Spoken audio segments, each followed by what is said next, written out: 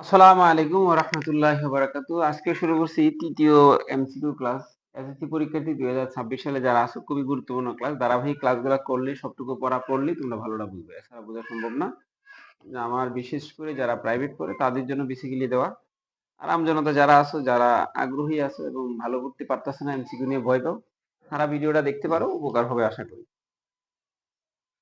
তো আমি সরাসরি অনলাইনে পড়াই। তারপরে এই এমসিকিউ গুলা লাইভে করায় দিই। ওরা ভিডিওগুলা দেখে, সমস্যা হলে আমাকে বলে, সেটা ব্যাখ্যা করি। তো মোটামুটি ব্যাখ্যা করে অনেকগুলো এমসিকিউ করানো হবে। যেহেতু সবগুলা অধ্যায় নাই, না হয় যে কোনো প্রিভিয়াস কোয়েশ্চেন করায় দিলে হইতো, কিন্তু যেহেতু সবগুলা প্রশ্ন না থাকার কারণে কিছু বাদ দিতে হবে। এই জন্য মডেল অনুযায়ী করাচ্ছি। অন্যথায় র্যান্ডমলি প্রিভিয়াস কোয়েশ্চেন সলভ করলে হয়তো বিভিন্ন টেস্ট পরীক্ষা যেহেতু এখনো হয় নাই, এই জন্য টেস্ট পরীক্ষা প্রশ্নগুলো এখন সলভ করা যাচ্ছে না। আরো কয়েকটা করানোর পরে বেসিক কিছু আলোচনা আবার করব। যাক, আমার এবার শুরু করা যাক। একটু বড় করে দিই, দেখা আশা করি যাবে।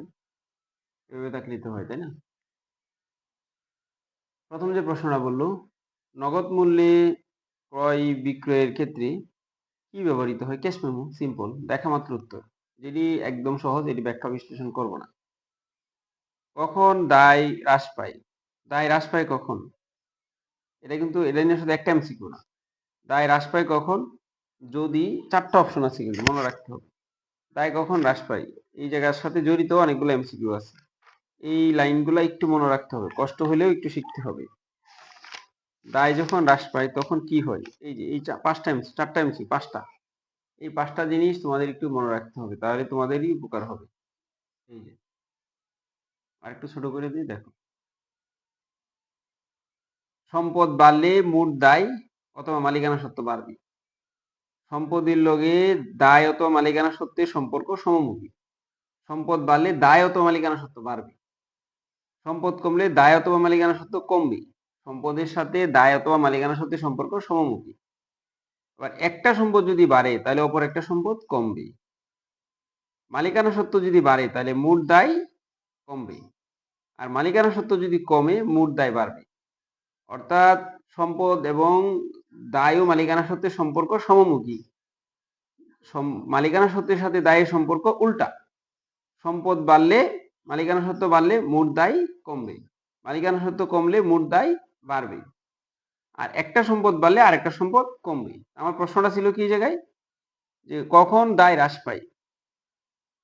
এই যে দায় কমবে, মালিকানা সত্ত্ব বাড়লে, এই জায়গায় আছে কিনা?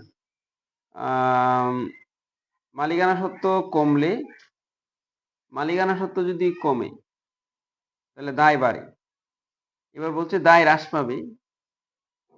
দায় হ্রাস পাওয়ার অপশন আছে, কিন্তু দায় কমবে মালিকানা সত্ত্ব বাড়লে। মালিকানা সত্ত্ব কিন্তু বাড়ার অপশন নাই।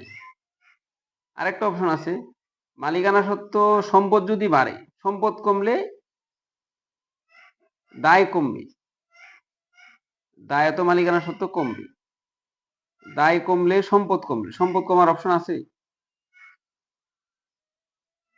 মালিকানা সত্ত্ব যদি বাড়ে মোট দায় কমবে। মালিকানা সত্ত্ব বাড়লে,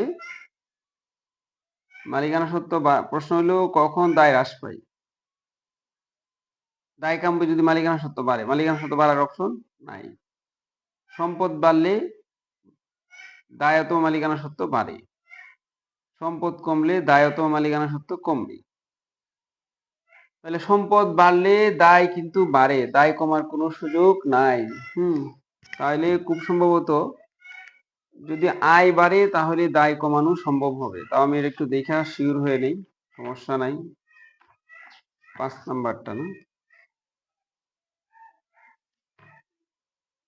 মালিকানা সত্ত্ব কমবে। মালিকানা সত্ত্ব বাড়লে মোট দায় কমবে।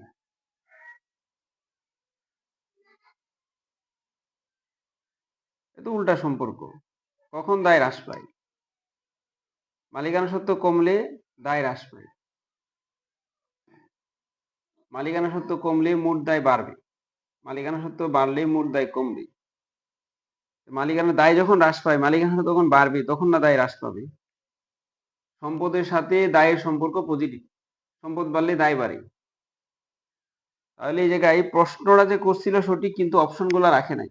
যেটা বলছে মালিকানা সত্ত্ব কমবে, মালিকানা সত্ত্ব কমলে দায় হ্রাস পাবে না, মালিকানা সত্ত্ব কমলে মোট দায় বাড়ে। তাহলে এটা যুক্তি মিলে না, সম্পত্তিটা মিলে না। আয় বাড়লে দায় হ্রাস করানো সম্ভব, এটা হইতে পারে। পরের প্রশ্ন আসি। এটা ব্যাখ্যা ক্লিয়ার না, প্রশ্নতে ক্লিয়ার না ব্যাখ্যাটা। ধারে আসবাবপত্র ক্রয় 10,000 টাকা হিসাব সমীকরণে প্রভাবিত হবে। ধারে আসবাবপত্র ক্রয়, তাহলে দায় বাড়বে, পাওনাদার ডেবিট, আসবাবপত্র ডেবিট হবে, পাওনাদার ক্রেডিট হবে। এ এবং এল দুইটাই কি পাবে? বৃদ্ধি পাবে। সম্পদও বাড়বে, দায়ও বাড়বে। তারপরে প্রশ্ন ছিল, ব্যক্তিগত প্রয়োজন নগদ অর্থ উত্তোলন করলে হিসাব সমীকরণে কি হবে? উত্তোলন ডেবিট, নগদান ক্রেডিট। উত্তোলন করলে মালিকানা সত্ত্ব কমে আর নগদ সম্পদ কমে। এ হ্রাস পাবে, ই হ্রাস পাবে। এটা আগেও যদি প্রশ্নটা পাওয়া গেছে আগে একবার। ঘটনা কত প্রকার? ঘটনা দুই প্রকার, আর্থিক আর অনার্থিক। অর্থ সম্পর্কীয় ঘটনা থেকে উৎপত্তি লেনদেনের। দুতরফা দাখিলা পদ্ধতি কত সালে বর্ণনা করা? 1494 সালে। দুতরফা দাখিলা পদ্ধতির সুবিধা কয়টি? 10টি। জাবেদাকে বলা হয় প্রাথমিক বই, সহকারী বই, আগে বলা হয়েছিল। বিক্রয় জাবেদায় মোট কয়টি গড় হবে? বিক্রয় জাবেদা প্রথমে হবে তারিখ, তারপরে ডেবিট হিসাব কাজ, তারপরে বিক্রয় জাবেদা হবে এই বিক্রয় জাবেদা চালান নম্বর, তারপরে হলো সূত্র, সর্বশেষ দেনাদার ডেবিট, বিক্রয় ক্রেডিট। 5টা গড় কয়টা হবে? 5টা। তারপরেরটা হলো কোনটি রেওয়া মিলে ক্রেডিট দিকে যাবে না? সুনাম ক্রেডিট দিকে যাবে না, সিম্পল হিসাব। তারপরেরটা হলো কোনটি রেওয়া মিলে ক্রেডিট দিকে বসে? ক্রেডিট দিকে বসে বন্ধুক ঋণ। উদ্দীপক দিছে একটা বড়। প্রশ্নটা কি করছে আগে একটু বলে নিই, প্রশ্নটা পড়ে নিই, উদ্দীপকটা পরে পড়ব।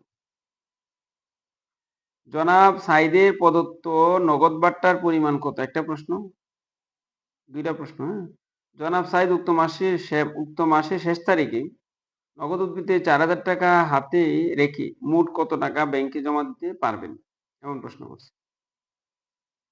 প্রথম যে প্রশ্নটা ছিল, জনাব সাইদের ব্যবসায়ে 2019 সালে একই মার্চ তারিখে 50,000 টাকা নগদ ও 30,000 টাকার ব্যাংক জমা অতিরিক্ত ছিল। মার্চ 30 মানে ওই মাসের শেষ তারিখে 10% বাট্টা প্রদানের পর তিনি রফিক স্টোরের নিকট থেকে